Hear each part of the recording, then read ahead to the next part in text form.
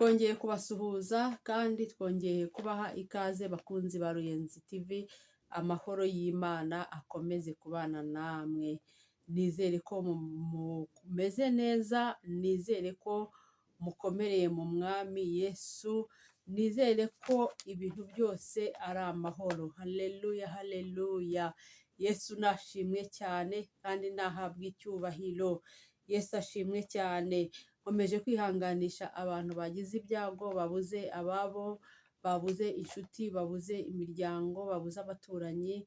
Mukomeze kwihangana kandi mukomeze gukomerera mu Mwami Yesu, kuko ku Mana honyine niho hari imbaraga zabakomeza mu bihe bibi byo kubura abanyu murimo. Imana yo mu ijuru ibakomeze kandi ibihanganishe mu izina rya Yesu Kristo.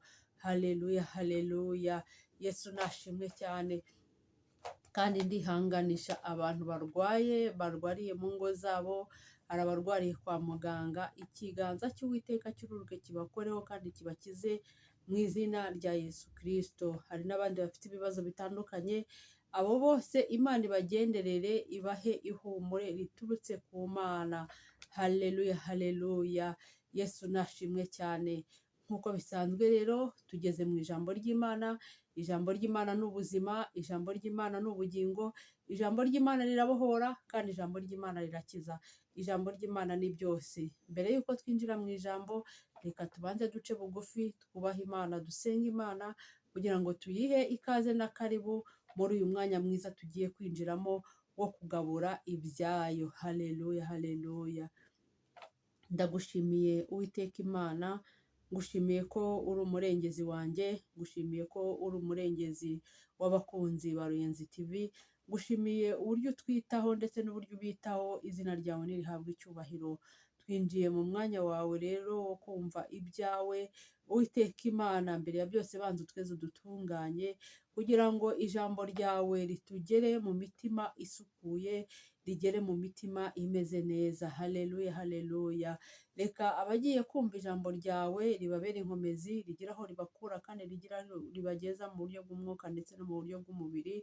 Kandi nanjye ugiye kugabura ibyawe, Uwiteka Imana, undinde kongera cyangwa kugabanya, ahubwo umpe kuribagezaho nk'uko wabimpaye Mana. Izina ryawe nirihabwe icyubahiro.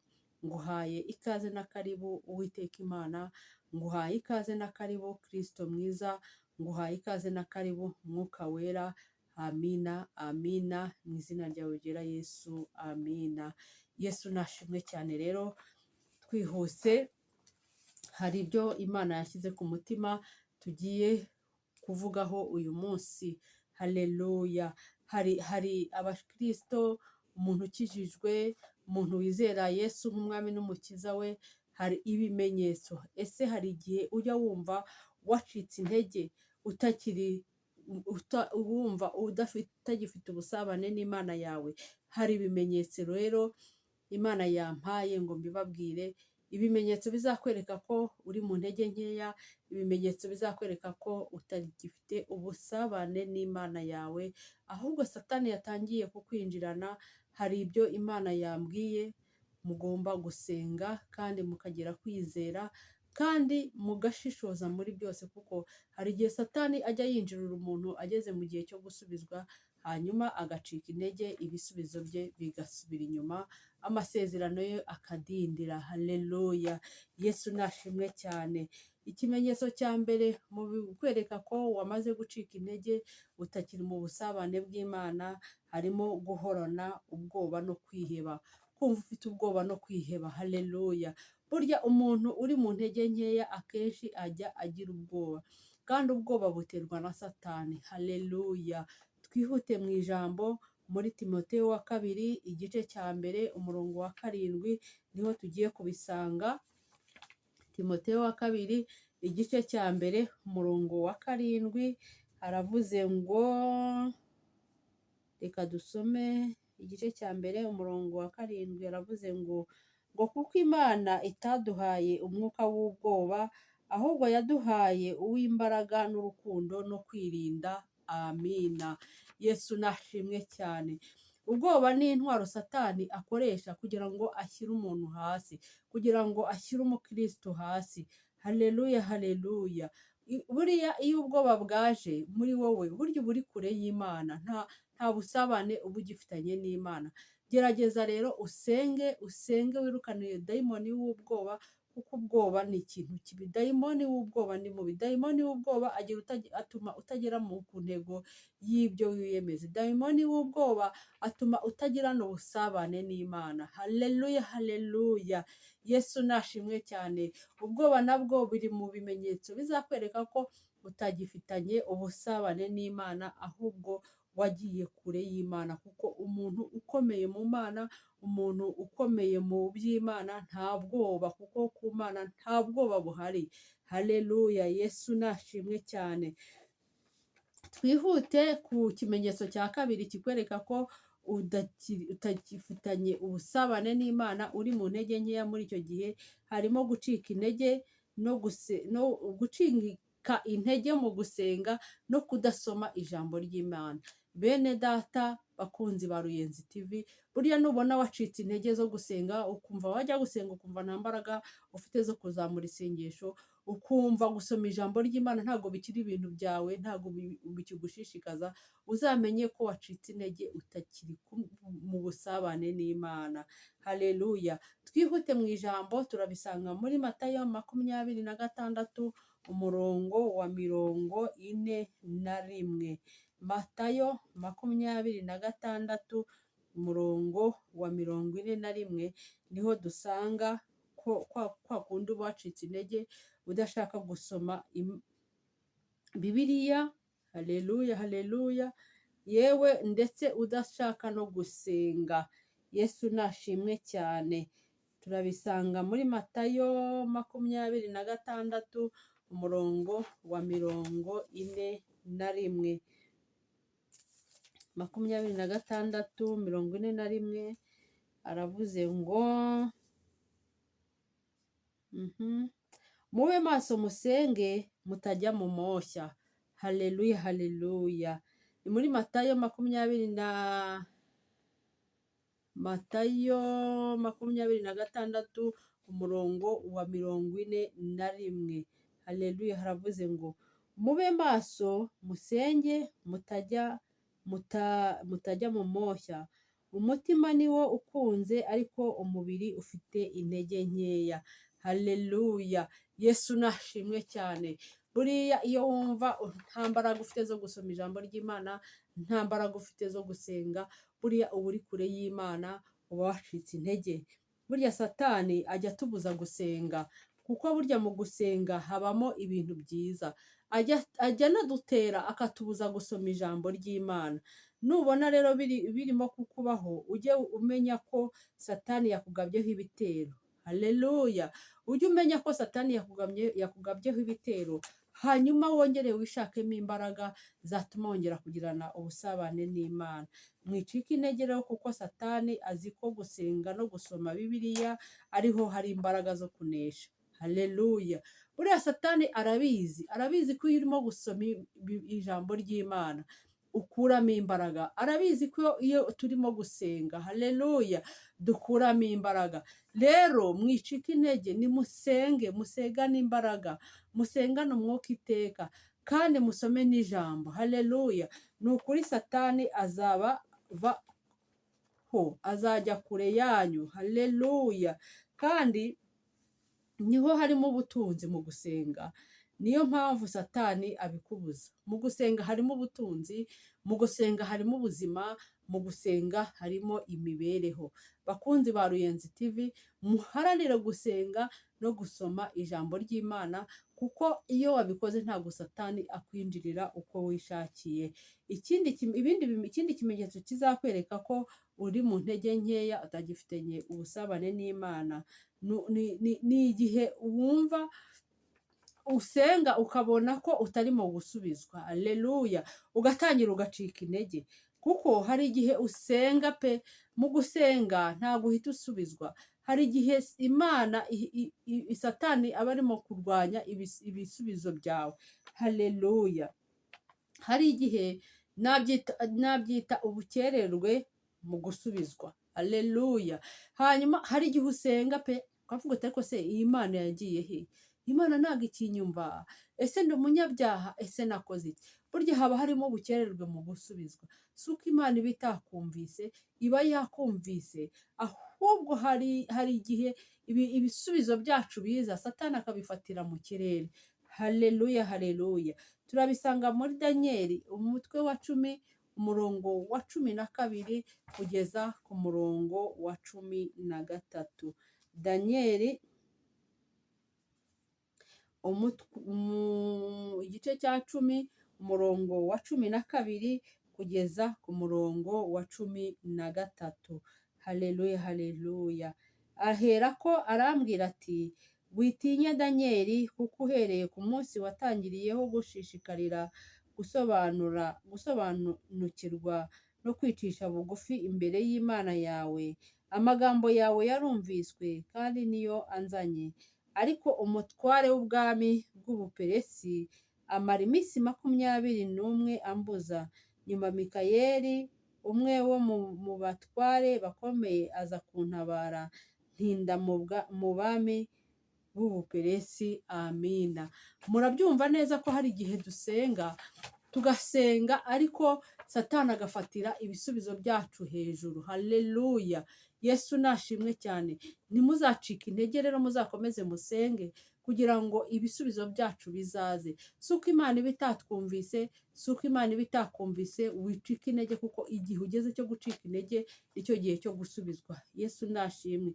Imana iba yumvise gusenga kwawe, ariko marayika w'Imana aba arimo kurwana n'abanzi batangiriye ibisubizo byawe. Haleluya. Yesu nashimwe. Hari imigisha yawe yatinze kukugeraho, hari ibyo wasengeye watinze kubona ko bisubizwa. Waravuze uti Imana yanjye ntabwo wigeze wumva isengesho ryawe. Oya, Imana yarakumvise kandi yarakubonye. Ahubwo hari ikintu hari Satani, hari dayimoni yatangiriye ibisubizo byacu. Hari dayimoni yatangiriye ibisubizo byawe, wowe mukunzi wa Ruyenzi TV. Wowe senga ushishikare, usenga Imana wicika intege. Kuko ni ukuri isengesho ryose usenze igihe icyo ari cyo cyose, uko byaba bimeze kose, Imana irabyumva kandi kururukira kugutabara. Haleluya. Humura, Imana irimo irabarwanirira kugira ngo ibisubizo byanyu bibagereho. Yesu nashimwe cyane. Mwicika intege, wivuga ngo Imana yarantaye, wivuga ngo Imana ntabwo inyumva. Oya, Imana irakumva, ahubwo irimo irakurwanirira. Iragira ngo igisubizo cyiza kibyibushye, iragira ngo umugisha wawe uze ubyibushye mu izina rya Yesu Kristo. Haleluya. Bakunzi ba Ruyenzi TV, mukomeze musengane imbaraga. Yesu nashimwe. Haleluya, haleluya. Hari ibindi bimenyetso bikwereka ko uri mu ntege nke, utagifitanye ubusabane n'Imana. Icyo kimenyetso kindi kirimo kiba kikuriho, ni muri cya gihe urimo gushidikanya ko Imana yawe ihari. Haleluya. Hari igihe usenga ukavuga ati Mana urahari, Mana uranyumva, Mana urandeba. Icyo gihe uba wagize gushidikanya. Haleluya. Turabisanga muri Yohana 8. Yohana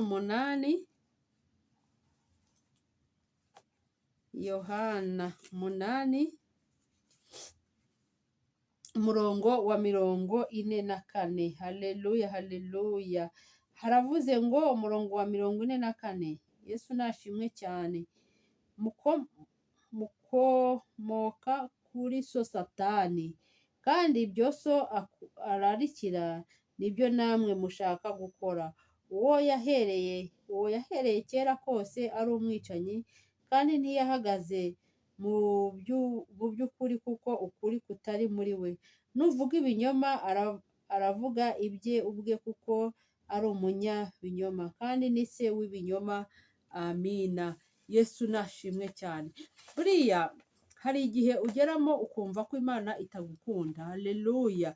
Cyangwa se itakwitayeho. Menya ko Satani yakwinjiriye. Yesu nashimwe cyane. Buriya iyo wageze muri ibyo bihe, jya umenya ko Satani yamaze kukwinjirira. Wowe ukora iki rero? Urasenga, uva mu ntege nkeya, uratesha, ukirukana imbaraga z'abadayimoni zirimo kukwinjirira. Haleluya. Kuko iyo wagize gushidikanya ku Mana, kuri ubu bagiye kure y'Imana pe cyane nandetse. Yesu nashimwe. Bakunzi ba Ruyenzi TV, ndabinginga mwishidikanya ko Imana itabumva cyangwa ko Imana idahari. Imana irahari kandi irakora. Imana irahari kandi iravuga. Imana irahari kandi irasohoza. Ibyo yavuganye namwe no kubikora izabikora. Yesu nashimwe cyane. Menya ko Satani aba yabinjiriye ashaka kubanyaga ubusabane mufitanye n'Imana yanyu. Hari igihe Satani abinjirira ashaka kubanyaga bya bihe byiza ugirana n'Imana yawe. Burya rega Satani ajya ahantu hari umuntu ntabwo aza kuri wa muntu wese ubonetse uwo ari we wese. Satani arwanya wa muntu ufitanye ubusabane n'Imana. Satani rero aba ashaka kubanyaga ubwo busabane. Ujye ubwira Satani ko Yesu ari muzima, ko yatsinze, ko yavuye mu gituro. Haleluya, ko Yesu ahari kukurwanirira. Yesu nashimwe cyane. Haleluya, haleluya. Yesu nashimwe cyane. Ikindi kimenyetso kizakwereka ko uri mu bihe byo kutagirana ubusabane n'Imana ni ukwiheba no kumva wacitse intege. Ukumva urigunze, ukumva muri wowe ntuzi uko umeze, ukumva muri wowe wiyanze, ukumva muri wowe Imana yawe ntago iri kukureba. Haleluya. Turabisanga muri Zaburi ya 34 umurongo wa 18 wonyine. Haravuze ngo abakiranutsi baratatse Uwiteka arabumva, abakiza amakuba n'ibyago byabo byose. Haleluya, haleluya. Yesu nashimwe cyane kandi Yesu nahabwa icyubahiro. Ngo abakiranutsi baratatse, Imana irabumva. Yesu nashimwe. Uwiteka aba hafi y'abafite imitima imenetse. Haleluya. Kandi ahumuriza abataye ibyiringiro. Satani aba ashaka kugutandukanya n'Imana yawe. Yesu nashimwe.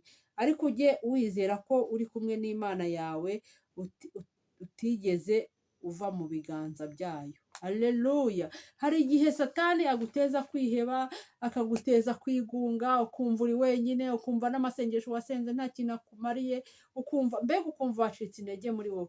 Rero nababwira ko mugakomera mu Mana, mugasenga. Ibyo bimenyetso byose mbabwiye nimubyibonaho bakunzi ba Ruyenzi TV, muzamenye ko ubusabane ufitanye n'Imana burimo kugenda gake gake. Ahubwo mwongere ibihe byo gusenga kandi mukomeze musengerane. Ni ukuri imbaraga zizajya zizamuka zize. Mureke gucika intege mu gusenga, kuko gusenga niho hari ubuzima, gusenga niho hari imibereho, gusenga niho hari byose, gusenga niho hari umunezero. Haleluya, haleluya. Yesu nashimwe cyane. Mwakire neza ijambo ry'Imana. Ndagushimiye Uwiteka Imana, ngushimiye ko uri Imana ishobora byose, ngushimiye ko uri Alpha na Omega, ngushimiye ko uri itangiriro ndetse n'iherezo, ngushimiye ko ubwiye ubwoko bwawe bwo kuri Ruyenzi TV uko biba bimeze iyo bacitse intege, iyo batagifitanye ubusabane nawe Mana. Ndakwinginze rero ngo ubakomereze amaboko, kuko buriya iyo uburiye abantu bawe ni uko ubakunda. Uwiteka Imana rero komeza ubakomeze kandi ukomeze kubarinda kwiheba ndetse no kwiganyira. Ubarinde Satani ndetse n'abadayimoni mu izina rya Yesu Kristo. Ahubwo ubambike imbaraga zo kubana nawe mu bihe byiza no mu bihe bibi, mu izina rya Bugera Yesu. Amina. Haleluya, haleluya. Yesu nashimwe cyane. Ndabakunda cyane n'Imana irabakunda mu izina rya Yesu Kristo. Amina, amina. Naho ubutaha mu ijambo ry'Imana. Amina.